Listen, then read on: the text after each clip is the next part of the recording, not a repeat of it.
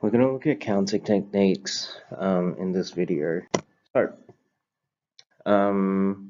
what counting techniques talks about is either arranging people in certain orders or picking people out into different groups. Now, this first section, we're going to talk about specifically putting people in order.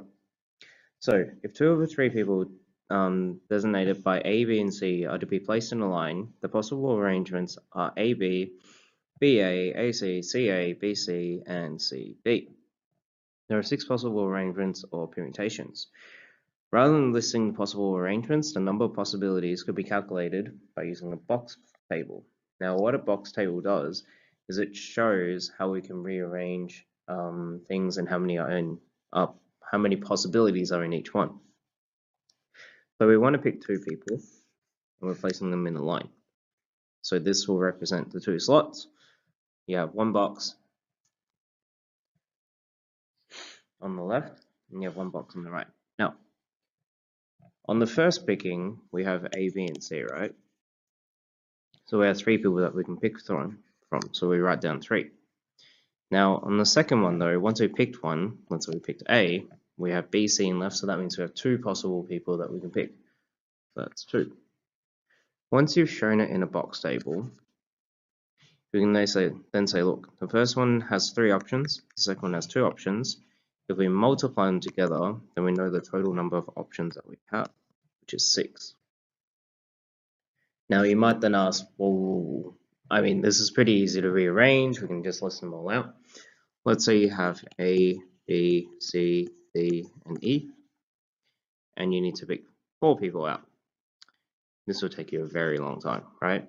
Then you have 4 people, 1, 2, 3, 4. If we use a box table, then all we have to say is first one has 5, and 4, and 3, and 2. Which then gives us 5 times 4 times 3 times 2, 20 times 6 is 120. You might then notice, hang on, this looks kind of like the factorial. Well, it's not quite true. There's a little bit of a difference. I'll take this 5-person example again, but this time I'll only pick 3 in a line.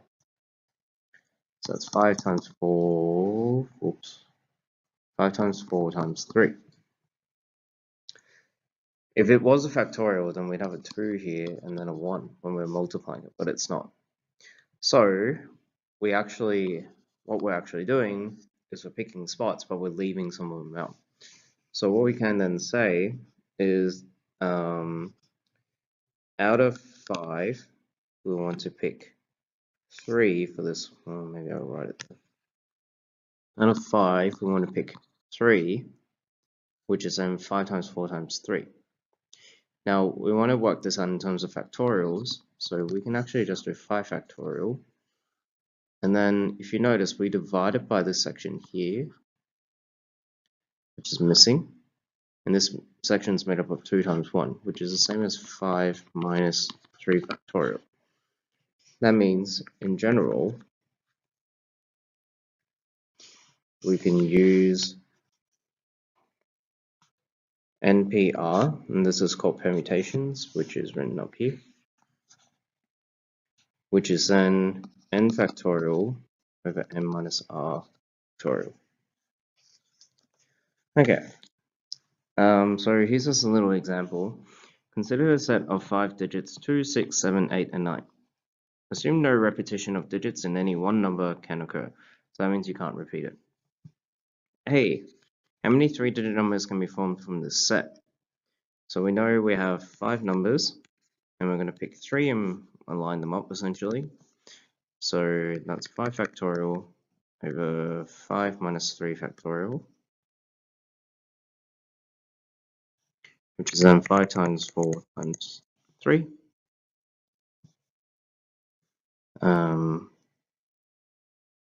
Or if you like, actually, I should show you what happens. Alright, so then we have 5 factorial over 5 minus 3 gives you 2 factorial.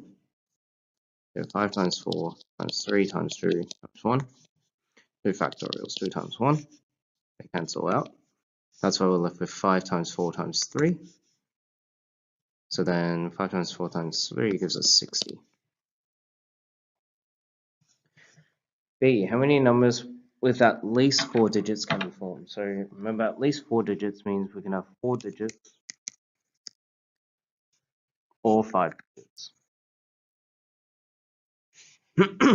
Because of that, we then have 5p4 plus 5p5. So then we would have 5 factorial with 5 minus 4 factorial plus 5 factorial over 5 minus 5 factorial. Now just a reminder, because here we have 0 factorial. 0 factorial is equal to 1. And also 1 factorial is 1. So that means both of these are actually just 5 factorial. And 5 factorial is 120 from the last slide. So that means we have 240. Okay. C, how many 5-digit odd numbers can be found? Now, you have to check the question carefully because this one you can't actually use the permutations. Because we have specific slots as to where we fit things, we'll actually need to use a box table to show you where it is. Now, it says 5-digit odd numbers, so that means this particular slot has to be odd. So the only odd numbers we have are 7 and 9, which means we can only have 2 possible ones there.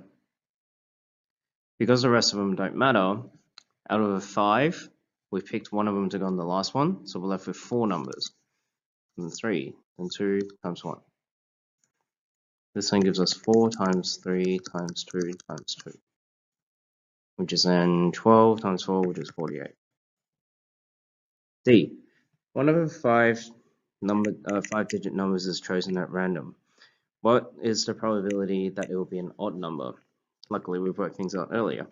So we want the probability of it being an odd number, given that it's a 5-digit number.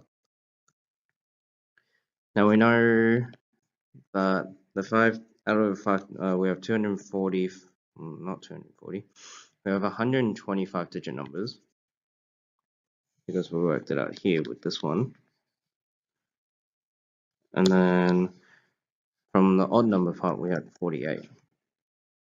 Then when we simplify that, we would have 2 over 5. Alright, so factorial notation, remember n factorial means you write out all the numbers below it and multiply all together. So if you have 5 factorial, as mentioned before, that's 5 times 4 to 1. And if you have 10 factorial, you do the same thing, 10 times 9 times 6 times 20. Okay. Arrangements in a circle. Now you can put things in a circle. You might notice if I pull this out, it still looks like a line, doesn't it?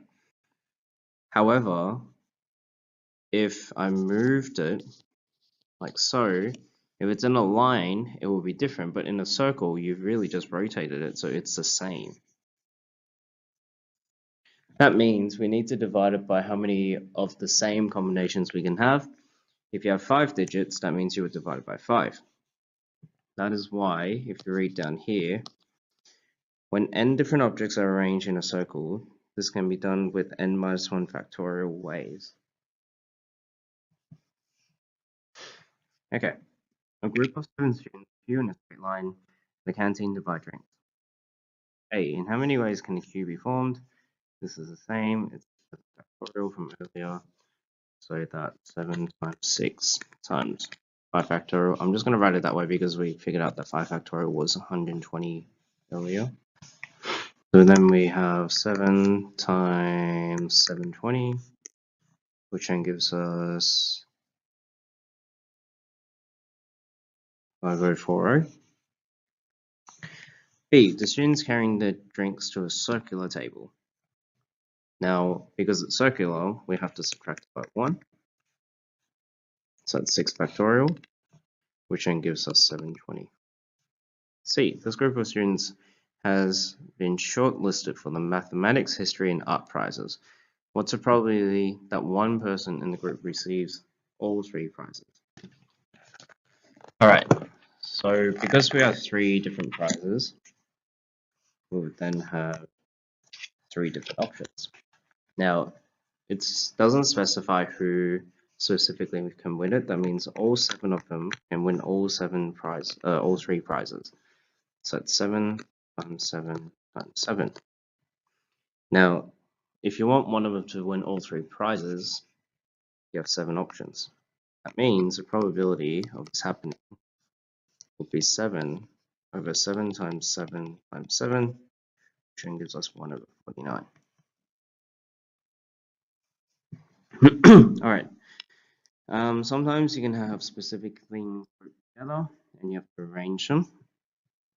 So, for example, if a person doesn't want to wants to sit next to a specific other person when they're sitting in a line, let's say you have 1, 2, 3, 4. There's 5 spots here. 2 people want to sit together, let's say A and B. Now, because A and B are going to sit together, they effectively take up 2 slots.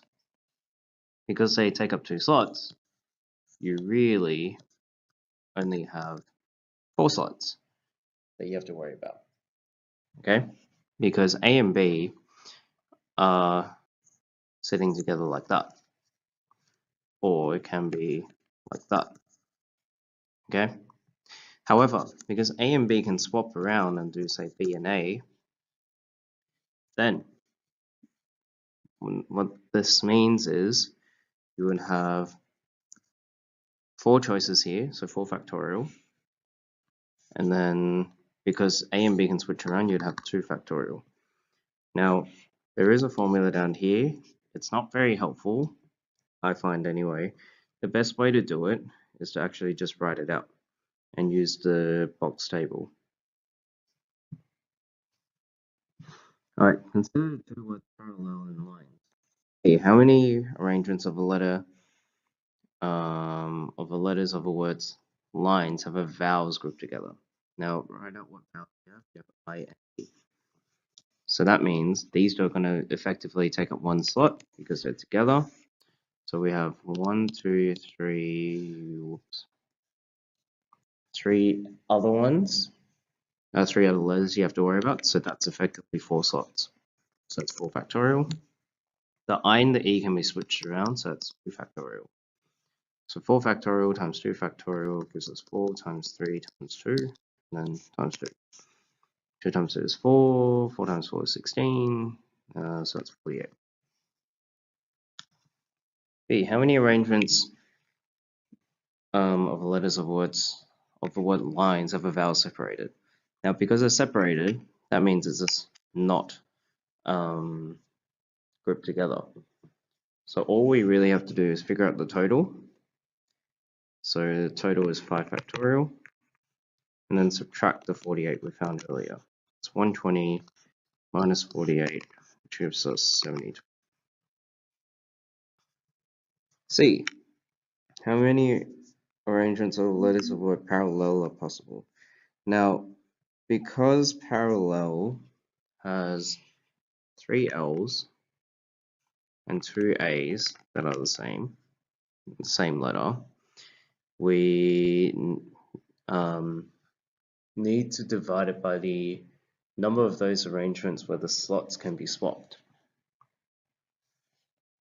Because you can swap the 2 L's, let's say that's L1 and L2, L2 and L1 will still look the same because they're both L's.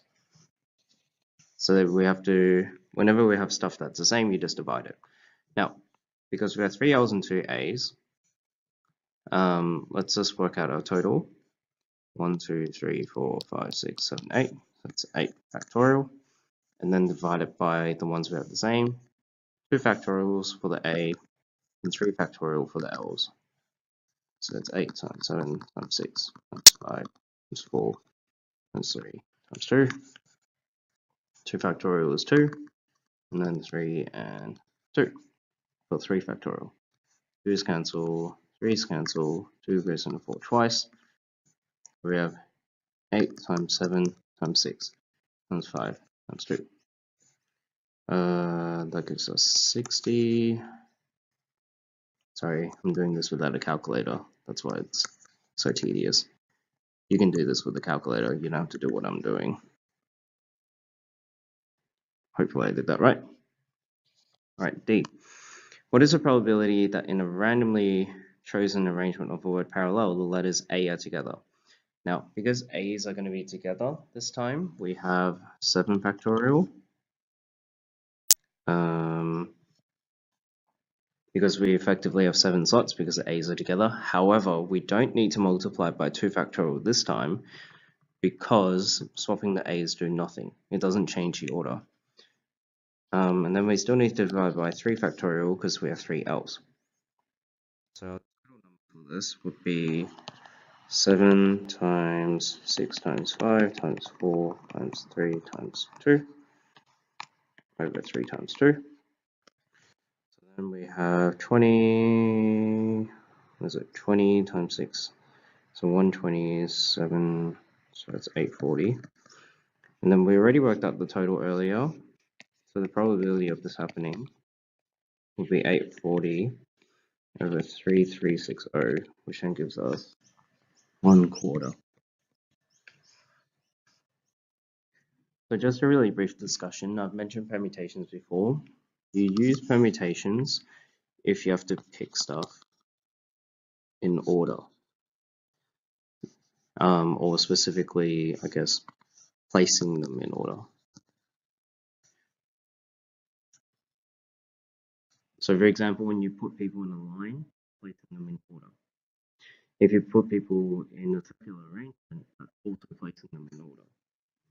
The next one we're going to talk about is combinations, which is showing you what not in order is.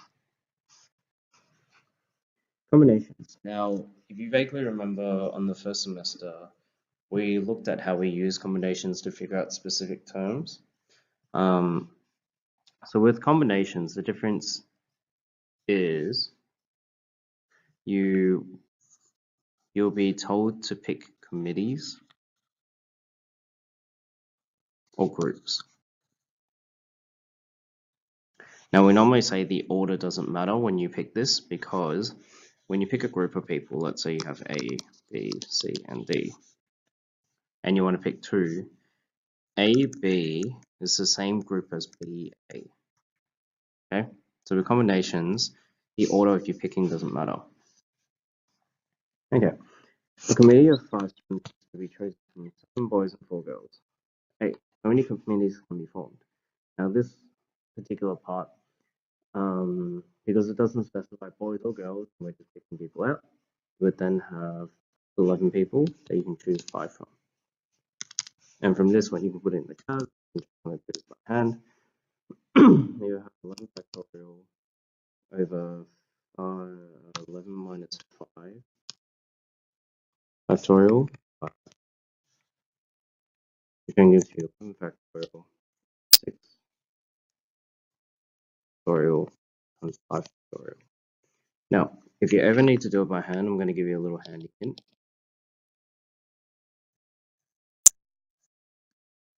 See how I stopped it at 6 factorial? If you don't want to rewrite everything else out, you can just divide them like that, which will save you a lot of time. Then you have to write out what's left on the top. Now always try and divide the biggest factorial number, so then it saves you time. Alright, 5 times 2 is 10, so we can divide that.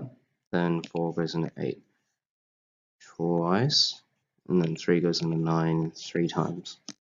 So we have 11 times 3 times 2 times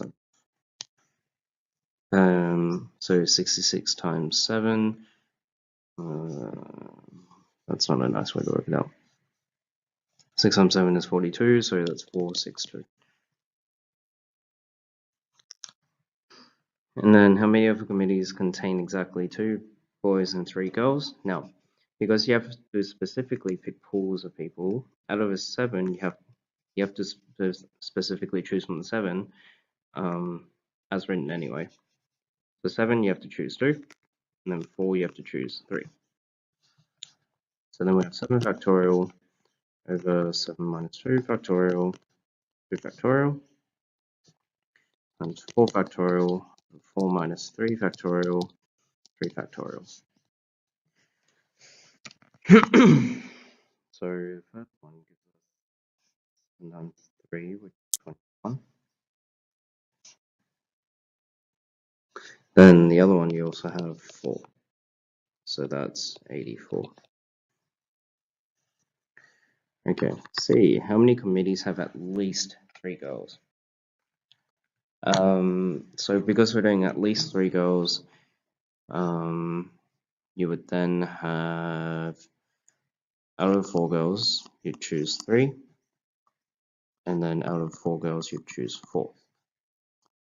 Now, because the numbers change, if 4 girls you choose 3, and it's a committee of 5, you'll then have 2 people left from the boys. So we figured that out before. And then out of 4 girls you choose 4, that means you would only have 1 boy to choose out of the 7. So now we figured out the first one already, so just write 84. And then here you'd have 7 factorial over 6 factorial, 1 factorial times, so 4 choose 4, so 4 factorial over 0 factorial, 4 factorial. That gives us a 7, which then gives us 91. Okay. D, what is the probability of the oldest and youngest students both being on the committee? Alright, so if you've chosen the oldest and youngest student, you would then have 3 remaining, and that's out of 9 people, because you would have chosen 2. So 9C3 gives us 9 factorial over 6 factorial, 3 factorial. So you have 9 times 8 times 7 over 3 times 2. That gives us 3 times 4 is 12, so that's 84 when you multiply by 7. And then we worked out the total already. So the probability of this occurring will be 84 over 462. Then when you simplify it, you'll get 2 out of 11.